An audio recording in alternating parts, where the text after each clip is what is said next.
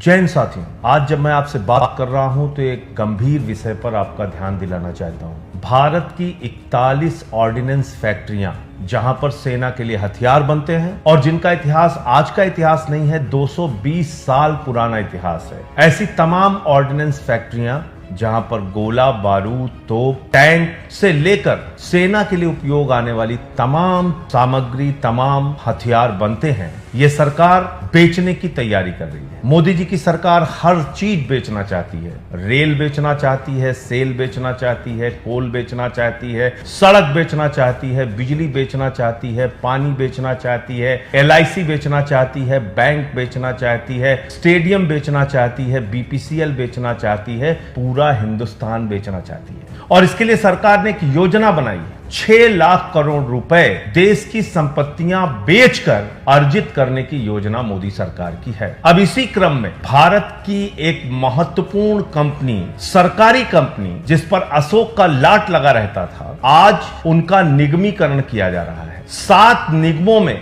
41 हिंदुस्तान की आयुध फैक्ट्रियों को, 41 हिंदुस्तान की हथियार बनाने वाली सरकारी कंपनियों को डाला जा रहा है। उनका निगमीकरण किया जा रहा है। और नाम क्या दिया जा रहा है मोदी जी के द्वारा? बहुत चालाकी करते हैं मोदी जी कोई भी काम करने के पीछे। जब वो नोटबंदी करते हैं तब भी उसको जोड़ देते हैं कि हम काला धन लाएंगे, आपका देश तरक्की पे जाएगा, बहुत कुछ होगा।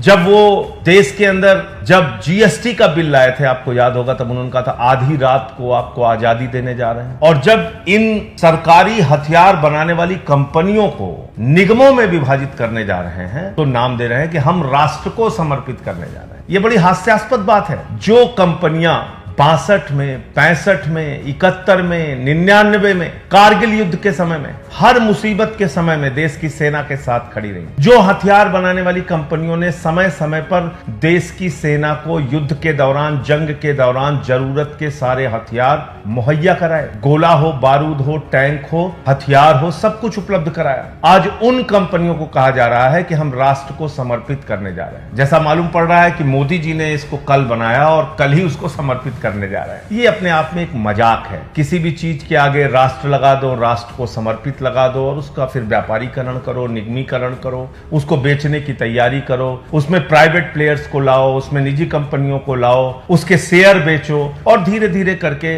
इन कंपनियों को बेच दो। ये मोदी जी की योजना रहती है। 1 लाख करोड़ की संपत्ति है। अगर हम इन तमाम सरकारी हथियार बनाने वाली कंपनियों की संपत्ति का आकलन करें तो लगभग 62,000 एकड़ जमीन और 1 लाख करोड़ की संपत्ति है। धीरे धीरे करके इसको बेचने की तैयारी है।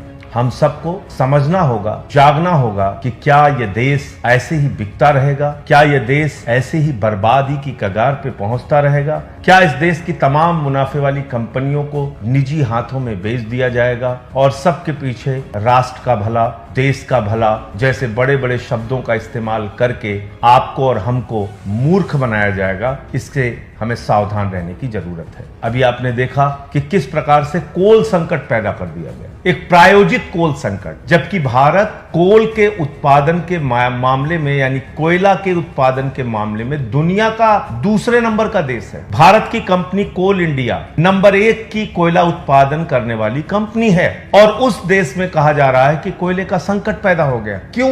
क्योंकि चंद निजी कंपनियों से बिजली खरीदनी है। 5 रुपए यूनिट बिजली, 2 रुपए, 3 रुपए यूनिट बिजली जो राज्य सरकारों को मिल जाती थी, जब ये कोयले संकट का एक हंगामा खड़ा किया गया, एक प्रायोजित कोयला संकट जब सरकार के द्वारा, मोदी सरकार के द्वारा पैदा किया गया, उस वक्त 20-20 रुपए यूनिट राज्य सरकारों को बिजली खरीदनी पड़ रही है। ये पैसा किसके जेब से जा रहा है? किसकी जेब काटी जा रही है? किसके ऊपर इसका भार पड़ेगा? हमारे और आपके ऊपर, आम जनता के ऊपर। कोयलरी का सिस्टम जान लीजिए, कोल माइंस का सिस्टम जान लीजिए, तमाम उन खादानों का जरा नियम और व्यवस्था जान लीजिए। थर्मल पावर प्लांट को, यानी कि कोयले से जहां पर बिजली का उत्पादन होता है, उन तमाम कंपनियों को खादानों से सीधे कोयला जाता है और यह पहले से तय होता है कि प्रतिदिन कितना कोयला जाएगा, कितनी महीने की जरूरत है। तो एक दिन में कोयला संकट पैदा हो जाएगा, इसका तो सवाल ही नहीं खड़ा होता। कोरोना के समय में इंडस्ट्रीज तमाम बंद थी, तमाम उद्योग धंधे ठप पड़े हुए थे। उस दौरान कोयले का उत्पादन चल रहा था,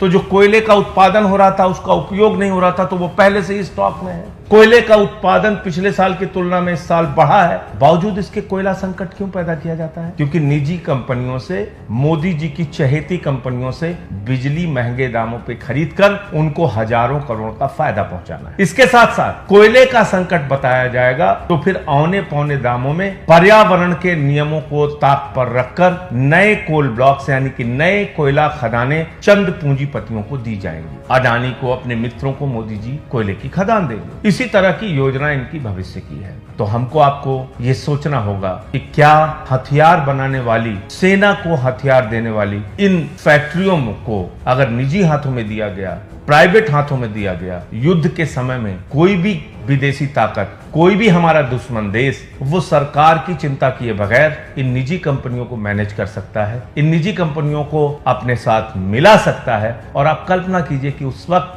देश की सुरक्षा के साथ कितना बड़ा खिलवाड़ होगा, उस वक्त देश की सुरक्षा के साथ कितना बड़ा खतरा पैदा हो जाएगा। इसलिए इस फैसले का विरोध कीजिए। हमारी देश की रक्षा और सुरक्षा के साथ किसी भी प्रकार का खिलवाड़ नहीं होना चाहिए। और मोदी जी अगर 220 साल पुरानी हथियार बनाने वाली कंपनियों को, आयुध निर्माणियों को कल राष्ट्र को समर्पित करने जा रहे हैं, तो इनकी चालबाजी, इनकी चालाकी और इनकी होशियारी को समझिए। जय हिंद, इंकलाब जिंदाबाद।